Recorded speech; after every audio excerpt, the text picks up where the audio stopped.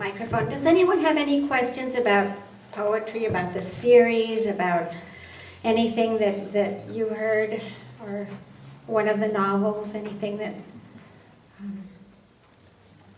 Yes? Do you have an anthology of your poetry? No, I haven't. I want to write more poetry, but I haven't had time because I've been on a roll with the Roosevelt High School series. I always say, that's the last one. That's the last one. I'm going to work on poetry, and I don't. So no, it's been widely anthologized in different anthologies, but I've never, I just have 2 collections of poetry right now. I actually put together a 3rd collection, sort of a rough draft, but it's on the back burner. I don't know when I'll have time to get to it. Something that I'd like to do, that librarians always ask me if I've written the story of my life. So I'd like to work on, something like 2 different versions, one for the young adults to sort of, like my message that I give them. And I do have a collection of essays that I'm working on right now. And then once I retire, whenever I retire, then I'll work on the other autobiography. Yes? Where did your enthusiasm of getting education come from? Well, I think it was, the word coraje. I think when you're a child, I think I felt so angry and so upset when, like for example, when I was in elementary school, I remember one year they lined us up to search our heads for lice in front of the entire school body. I remember when I was a little girl going to the grocery store and people would make fun of my mother's accent. She was born in the United States, but she spoke with an accent because she was bilingual. All those, discriminatory remarks made me as a young child realize that when I became somebody, I wasn't going to let anybody ever treat me that way. And I was going to be empowered. And I think that, I can only say that that's where it came from, that quote that I said, when you're born with nothing. I think, I remember the well water that we had in the farmhouses. There were bugs, I just remember all of it. And I think that is where the drive came from, because I refused to let anybody ever treat me that way again. And I think that's what I've tried to do. And, sometimes, I get it. I'm very direct. And I'm very honest. I always say what I think, too much, I guess. But sometimes it gets me into trouble. Like I said with Tommy Stands Alone, I received so much hate mail. It was just unbelievable. But, as Shakespeare said, to thine own self be true. And that's who I am, and it's what I keep doing. That's how I've lived my life. Yes, Cornell? Yeah, I was wondering, Gloria, if, and you mentioned this, I guess the intersection of the Chicano movement and the civil rights movement, for example, Dr. King and Cesar and others, how often or when did they cross paths? Did they interact? Did they talk? Did they... I'm not a historian, but yes, I've seen a lot of, read excerpts of like Cesar's life, and, even like Dolores Huerta, she was involved in a lot of the protests, the civil rights movement protests. So I think, the solidarity, understanding, racism is racism. And so, and that's why with Tommy Stands Alone, I refuse to back down to anyone, because I believe discrimination against anybody is wrong. Doesn't matter what color they are, what age they are, if they're gay or straight, but it's just what I believe in. So I think that the civil rights movement was the model, the nonviolence movement and Dr. King's message. I think at some point Cesar, they interacted and they supported each other in marches. But I think that Dr. King and the civil rights movement were the model. That's a good question. Yes? I was wondering, as a professor at Cal Poly, what courses you're offering in social justice, and are you doing any adult education? Well, I have 2 of my students here. I think everything I do has to do about my humanitarian goals. My degree is in literature, and I'm teaching, I have like an introduction that one of my students has taken, Introduction to Hispanic Literature. And yes, I always tell students it's not about necessarily analyzing the literature, it's about the message. How can you take a message that this woman writer had in the 19th century and apply it to today. You know, and I talk, I think I always say I'm a curandera, shaman in the classroom, don't I? Because I talk more about human values. And I want students to be aware, you know, to be more humanistic, to be more humanitarian.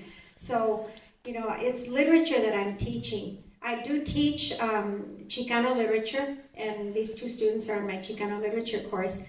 And, you know, they're reading novels. And again, I end up talking a lot about my life, and sometimes I've been criticized about that, but how can I not talk about my life when I was there, when I know the authors personally? You know, I know Rudy Anaya from Bless Mi Ultima personally. We were hanging out in Paris one year, you know, reading our literature in the 80s when Chicano literature became recognized, internationalized in the 80s in Europe, not here. Yeah, it started. It wasn't here until the 90s. But so, you know, I think I try to use a lot of my own life as an example for my students, but I have to be careful because, you know, what I always tell my students and audiences, I don't want ever to sound like an egomaniac. I don't want them to think it's, you know, oh, she's just talking about herself, because I think people can misinterpret that. No, you know, one thing that I learned when I became involved with the Chicano Arts Renaissance was that I made the connection between the written word, the spoken word, and a collective group, a collective society. So my entire life as a professor, as a writer, as a mother has always been about a sense of community. Because no one, as I said, you can never do anything alone. I wouldn't be here if it hadn't been for Dr. King, if it hadn't been for Rosa Parks, if it hadn't been for my mother, who put up with all the racism and the discrimination of that time period. Even my father was a, you know, I'm so excited about this book that I told you where they're using the Who Am I poem, because they selected 2 poems, and one is a poem I wrote about my father, Farewell to Juan. And my father, as I said, died, he was an alcoholic his entire life, but he was a smart man. He was intelligent, but he was never given the opportunities. He had to drop out of school to work in the fields. And then I remember in Colorado in the 1950s that he couldn't get a job. They just discriminated. There was a push-out rate in the high schools and in the schools in the 1950s in states like Colorado. I can't speak about all the other states except Texas. Okay, I've got to think for Texas. Okay. But, and maybe Arizona. No, Arizona. But anyway, so my father was a brilliant man. You know, they interviewed me, people are always interviewing me for something or other, and I think this was they were asking me who in your family read books, because there's always a writer in a family where someone's reading. My father was always reading. He read Louis L'Amour. That was his favorite writer. You know, but he didn't have the opportunities. And so I'm so honored that poem that I wrote about him is going to be included, because I talk about him as a king. They came to say goodbye to their dying king. That's the first line of the poem. And then I describe all the humble people coming to say, oh, your father, you know, one year we didn't have money to buy wood for the fire, so your father cut up old tires. And, you know, he helped us. One year we didn't have money, and your father gave us the last $10 that he had so that we could buy food. So I include that in the poem. So I don't know if I strayed from the question, but any other questions? One from the young people, yay, and I want to get a picture with the young people. What are your plans for the later future? What are you working on right now that's going to be finished? Okay, as I said, I'm working on the 10th novel right now. And it's another important social issue that hasn't been written about for young adults.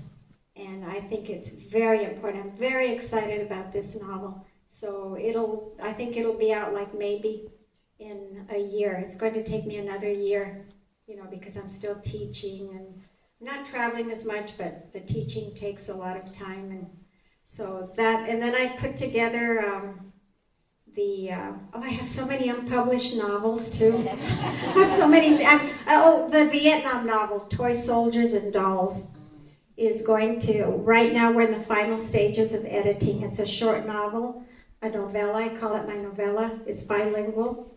And it's autobiographical, except I've changed the names, but it really does capture a lot of my story and my brother's story. It includes some of his letters from Vietnam. So that's what I'm working right now. And I'm always writing something. If I'm not writing a novel, I'm writing a poem, I'm writing a song. So, good question. Do the young students have any other questions? What do you want me to write about? I always ask young people. Is there an issue that you'd like to see in a book? Think about it, okay? Think about it. Are there any other more questions? And if not, there's a table over here if anybody wants to come by. And I did bring a poem that I didn't read it today, but it's Dare to Dream. So I brought that for you. So thank you very, very much. You've been a great audience. Thank you.